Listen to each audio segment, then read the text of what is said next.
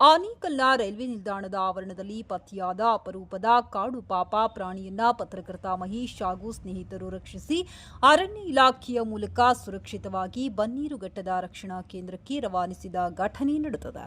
Railway ನಿಲ್ದಾಣದಲ್ಲಿ ಅಸಹಾಯಕ ಸ್ಥಿತಿಯಲ್ಲಿದ್ದ ಕಾಡು ಪಾಪವನ್ನ ಗಮನಿಸಿದ ಪತ್ರಕರ್ತ ಮಹೇಶ್ ಹಾಗೂ ಅವರ ಸ್ನೇಹಿತರು ತಕ್ಷಣವೇ ಅದನ್ನ ಜಾಗರೂಕತೆಯಿಂದ ಹಿಡಿದು ರಕ್ಷಿಸಿದ್ದಾರೆ. ನಂತರ ಈ ಬಗ್ಗೆ ಆನೇಕಲ್ ಪಟ್ಟಣದ ವಲಯ ಅರಣ್ಯ ಅಧಿಕಾರಿಗಳ ಕಚೇರಿಗೆ ಮಾಹಿತಿ ನೀಡಿ ಪ್ರಾಣಿಯನ್ನು ಅಧಿಕಾರಿಗಳಿಗೆ ಹಸ್ತಾಂತರಿಸಿದರು. ಅರಣ್ಯ ಇಲಾಖೆಯ ಅಧಿಕಾರಿಗಳು ಕಾಡು ಪಾಪದ ಆರೋಗ್ಯ ತಪಾಸಣೆ ನಡೆಸಿ ಹೆಚ್ಚಿನ ನಿಗಾ ಮತ್ತು ಸುರಕ್ಷಣೆಗಾಗಿ ಅದನ್ನ ಬನ್ನೀರುಘಟ್ಟದ ರಕ್ಷಣಾ ಕೇಂದ್ರಕ್ಕೆ ಕಳುಹಿಸಿಕೊಟ್ಟಿದ್ದಾರೆ. ವನ್ಯಜೀವಿ ಪ್ರೇಮಿಗಳ ಈ ಕಾರ್ಯಕ್ಕೆ ಸಾರ್ವಜನಿಕ ವಲಯದಲ್ಲಿ ಮೆಚ್ಚುಗೆ ವ್ಯಕ್ತವಾಗಿದೆ.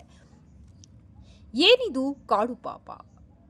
ಕಾಡು ಪಾಪ ಅಥವಾ ಸ್ಲೈಡರ್ ಲೋರಿಸ್ ಅತ್ಯಂತ ಅಪರೂಪದ ಹಾಗೂ ನಿಶಾಚಾರಿ ಅಂದರೆ ರಾತ್ರಿ ವೇಳೆ ಸಂಚರಿಸುವ ಪ್ರಾಣಿಯಾಗಿದೆ. ಇದರ ಬಗ್ಗೆ ಕೆಲವು ಆಸಕ್ತಿದಾಯಕ ಮಾಹಿತಿ ಇಲ್ಲಿದೆ. ಅದರ ದೈಹಿಕ ಲಕ್ಷಣ: ಇದು ಸಣ್ಣ ಗಾತ್ರದ ಪ್ರಾಣಿಯಾಗಿದ್ದು ದೊಡ್ಡದಾದ ಗುಂಡಿಗಿನ ಕಣ್ಣುಗಳನ್ನು ಹೊಂದಿದೆ. ಇದು ಕತ್ತಲಿನಲ್ಲಿ ಸ್ಪಷ್ಟವಾಗಿ ನೋಡಲು ಸಹಾಯ ಮಾಡುತ್ತದೆ. ಆಹಾರ: ಇವು ಹೆಚ್ಚಾಗಿ ಕೀಟಗಳು, ಸಣ್ಣ ಪಕ್ಷಿಗಳು, ಮೊಟ್ಟೆಗಳು ಹಾಗೂ ಮರದ ಹಣ್ಣುಗಳನ್ನು ತಿನ್ನುತ್ತವೆ. ರೈತರ ಮಿತ್ರ ಎಂದು ಕರೆಯಲ್ಪಡುವ ಇವು ಬೆಳೆಗೆ ಹಾನಿ ಮಾಡುವ ಕೀಟಗಳನ್ನು ಭಕ್ಷಿಸುತ್ತವೆ.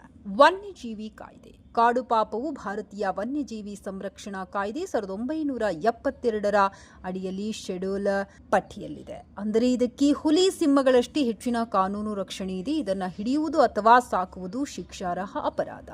ಮೂಢನಂಬಿಕೆ: ಕಾಡು ಪಾಪದ ಬಗ್ಗೆ ಸಮಾಜದಲ್ಲಿ ಅನೇಕ ಮೂಢನಂಬಿಕೆಗಳಿವೆ. ಇದರ ಅಂಗಾಂಗಗಳಲ್ಲಿ ಔಷಧೀಯ ಗುಣವಿದೆ ಎಂಬ ತಪ್ಪು ಕಲ್ಪನೆಯಿಂದಾಗಿ ಇವುಗಳ ಬೇಟೆ ನಡೆಯುತ್ತಿರುವುದು ವಿಷಾದನೀಯ. ಇವು ಮಾನವರಿಗೆ ಯಾವುದೇ ಹಾನಿ ಮಾಡದ ಅತ್ಯಂತ ಶಾಂತ ಸ್ವಭಾವದ ಪ್ರಾಣಿಗಳು.